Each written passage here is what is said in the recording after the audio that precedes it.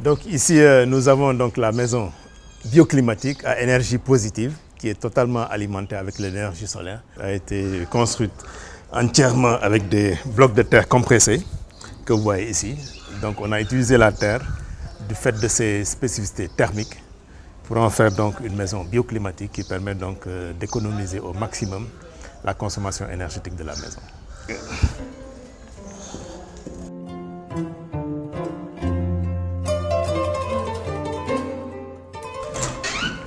Donc là, on entre dans la maison et comme première pièce, donc, nous avons le salon qui est là. Et actuellement, c'est vrai que toutes les fenêtres sont fermées avec les rideaux tirés, raison pour laquelle il fait un peu sombre. Mais là, on voit donc, que c'est bien éclairé avec l'énergie solaire. Et là, dès que j'ouvre, par exemple, on voit aussi qu'il y a vraiment assez de luminosité de l'extérieur, donc qui nous permet d'avoir donc vraiment un éclairage naturel. Et là aussi, on a la ventilation naturelle, comme vous voyez, du fait de la fenêtre, qui permet donc d'avoir une ventilation transversale qui évacue toute chaleur qui pourrait donc exister dans ce salon. À côté de ça, nous avons les équipements auxquels nous aspirons en tout cas à avoir dans toute maison et qui sont tous alimentés avec de l'énergie solaire, comme par exemple une machine à café ou bien un chauffe-eau électrique ou un grille-pain, et d'autre part aussi un appareil pour faire des œufs, pour cuire donc des œufs le matin.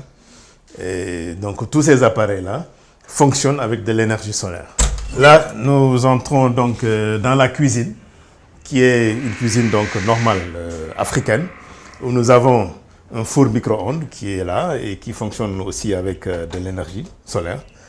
Et là, nous avons le frigo aussi, qui est un frigo, un éco-fridge, ce qu'on appelle aujourd'hui, un frigo qui a été installé donc en 2010 dans la maison avec une consommation énergétique qui tourne autour de 142 kWh toute l'année. Donc, ce sont vraiment des appareils de très faible consommation, tout à fait normal. On en a deux dans la maison, dans la cuisine et au premier étage. Et il y a aussi un congélateur. Et comme vous le voyez, c'est A++. Et donc, qui consomme aussi très peu d'énergie. La consommation annuelle tourne autour de 177 kWh par an. Donc, elle est très, très, très faible. Et là, derrière moi, vous avez donc la machine à laver qui est aussi connectée au système. Donc, surtout au système, au chauffe-eau solaire, ce qui permet de réduire donc de 80% la consommation de la machine. Le temps d'utilisation, c'est vraiment durant la journée de 11h à 16h à peu près. Parce que là, ça permet quand même d'utiliser l'énergie solaire produite, l'électricité produite par les panneaux solaires et de ne pas trop solliciter les batteries ou bien l'énergie de la Sénélec pour pouvoir alimenter ces appareils-là. Et de la même manière aussi, on peut utiliser le fer à repasser pour faire le repassage durant ces heures-là, entre 11h et 16h. Bon, là, on quitte pour aller à l'étage. Ici, donc, on arrive au premier étage. Nous avons les chambres à coucher, que l'on voit ici. Donc, il y en a 3, avec des salles de bain intégrées. Et toutes les chambres aussi équipées avec téléviseur. Là, nous avons aussi, au niveau du premier étage, la pièce technique, où donc le système solaire est géré et qui nous permet vraiment d'avoir notre propre centrale électrique. La mini-centrale qui permet de gérer toute la consommation, la production et l'injection aussi du courant solaire dans le réseau de la Sénélec. Là, nous avons programmé l'appareil de sorte que le courant solaire produit durant la journée, après avoir rempli les batteries, après avoir alimenté la maison, est injecté dans le réseau de la Sénélec, comme on le voit ici. Actuellement, par exemple, c'est 700 watts. Et donc, c'est ce surplus-là qui est injecté dans le réseau. Que le courant que j'injecte, il est immédiatement consommé par mes voisins. Il n'y a même pas de frais de transport là-dessus.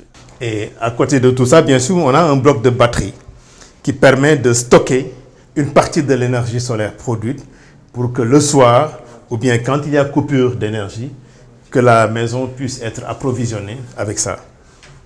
Et c'est un dispositif qui permet donc de garantir un approvisionnement continu, 24 heures sur 24 de la maison. On n'a jamais de coupure, on ne connaît pas. Donc parce que bon, on a 3 dispositifs, soit le soleil qui alimente, ou bien le réseau de la Sénélec, ou bien l'énergie stockée ici au niveau des batteries. Et l'autonomie de ces batteries que vous voyez ici permet de garantir un fonctionnement autarque de 36 heures. Mais on se dit au Sénégal, c'est presque impensable d'avoir pendant 36 heures sans d'ensoleillement. Et comme je les laisse reposer, ça allonge la durée de vie des batteries. Ces batteries qui devaient durer 4 ans ou 5 ans, depuis 10 ans, elles sont là. Parce que j'utilise le réseau de la Sénélec comme dispositif aussi de stockage. Maintenant, à côté de l'injection, comme on le voit, par exemple là actuellement, l'énergie produite jusqu'à présent, c'est 2,43 kWh. La puissance actuelle, c'est 966 watts. Et de ces 966 watts, il y a 700 watts qui sont injectés dans le réseau de la Sénélec. Et donc, la maison ne consomme que 300 watts. Ce qui veut dire que donc, à travers ce dispositif d'injection-là, ces 700 watts qui allaient être perdus sont mis à la disposition de la Sénélec qui les met à la disposition d'autres consommateurs. Là, donc, on quitte la pièce technique pour aller donc à l'étage. Et là aussi, comme vous le voyez, bon, on a en dessous une coupole avec des points lumineux. C'est donc les puits de lumière que nous avons au niveau de la coupole.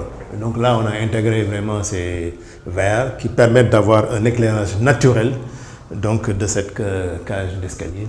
Et là, ça permet aussi de réduire la consommation énergétique tout en préservant un climat agréable quand même au niveau de la pièce. Okay. La même technique donc, de construction de coupole a été utilisée ici aussi pour produire une coupole beaucoup plus grande avec un écartement donc, presque de 5 mètres, comme vous voyez ici, ce qui permet donc de couvrir de grandes pièces. Et comme on l'a vu aussi là-bas, là on a intégré les briques de verre au milieu pour avoir le puits de lumière au milieu. Et donc là-bas c'était dispersé, ici on l'a au milieu, pour dire que donc vraiment on a beaucoup de champs qui permettent d'expérimenter et puis de changer la manière de moduler et de configurer sa coupole. Donc là nous sommes au niveau donc, du toit où nous avons installé donc, les panneaux solaires. Là, nous avons donc les panneaux photovoltaïques et là-bas le chauffe-eau solaire. Donc un système qui a une capacité de 150 litres avec le ballon de stockage qui est intégré derrière, qui permet d'alimenter donc toutes les salles d'eau de la maison, la cuisine comme la buanderie en eau chaude 24 heures sur 24. On a donc les panneaux photovoltaïques qui produisent l'électricité dont nous avons besoin au niveau de la maison. Et donc nous avons vraiment travaillé à être très efficients dans cette maison. Et là, ces 2 kW de puissance installée nous produisent par jour environ 10 kWh d'énergie. Et donc cette maison a servi également de labo, cette installation à l'école. À l'ESP de Dakar, de l'université Cheikh Anta Diop. Et donc c'était un projet financé par l'ECRE, et donc, qui a été exécuté par l'ESP avec le professeur Babacar Thiam. Et donc ça a permis vraiment de faire toutes ces mesures, ce monitoring pendant des mois. Et ça nous a permis d'avoir toutes ces données-là. Donc il y a un modem qui est là. Et donc toutes les données sont transmises à l'ESP en temps réel. Les étudiants suivaient donc tout ça en direct, online, durant les cours qu'ils avaient. Parce que surtout, c'était important aussi de savoir, quand on fait le dimensionnement d'un système pareil, on a besoin de combien de litres d'eau par jour par personne dans une maison. Et ça, par exemple, ça nous a permis de savoir le débit, la température, les températures d'arrivée de l'eau de la STE, les températures avec lesquelles l'eau quitte le chauffe-eau, les températures avec laquelle l'eau arrive au niveau des salles de bain, le débit aussi, et aussi le volume d'eau qui est utilisé par baignade, ou bien par douche, quoi. Donc là, on va donc dans la cour pour voir donc les arbres et peut-être dehors aussi le compteur bidirectionnel. On arrive au dispositif de comptage de la Sénélec. On a donc ici le compteur bidirectionnel intelligent qui permet donc de mesurer le courant solaire injecté dans le réseau de la Sénélec et d'autre part aussi de mesurer le courant de la Sénélec pris du moins par la maison le soir ou en cas de besoin. C'est le premier site donc, qui a permis à la Sénélec à partir de 2015 d'expérimenter et de tester des compteurs intelligents. Donc là, on a donc la verdure au niveau donc, de la maison qui aussi permet d'atténuer un peu l'exposition des parois au soleil. Parce que ça aussi, il faut en tenir compte. Nous avons une transmission de chaleur qui se fait très souvent à travers les parois. Et dehors, à cause de la verdure que nous avons au niveau de la paroi, surtout paroi sud, ça nous permet donc de diminuer les effets de température ou bien les transmissions de chaleur. D'autre part aussi, avec cette verdure-là, nous avons une séquestration de carbone qui rend la maison donc beaucoup plus positive. Donc depuis 2010, année où donc le système solaire a été mis en place, nous ne connaissons pas de délestage dans la maison, ni de coupure dans l'approvisionnement énergétique. Et depuis 2015, année où la Sénélec a accepté de m'installer donc le compteur bidirectionnel, nous ne connaissons pas de facture aussi d'électricité et tout le surplus d'énergie produit par le système solaire est injecté dans le réseau de la Sénélec.